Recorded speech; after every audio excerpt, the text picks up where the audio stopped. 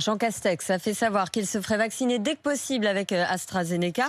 Les piqûres avec ce sérum, vous le savez, sont à l'arrêt dans une dizaine de pays européens, dont la France. Et c'est demain que l'Agence européenne des médicaments rendra son avis. Elle a déjà fait savoir que le rapport bénéfice-risque restait en faveur du vaccin.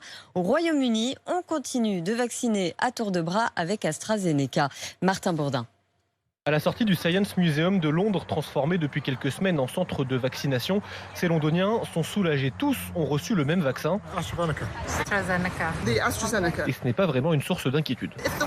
Si l'Organisation mondiale de la santé dit que c'est bon, ça veut dire que ça doit être bon. On va croiser les doigts. De toute façon, je fais quand même attention. On verra bien.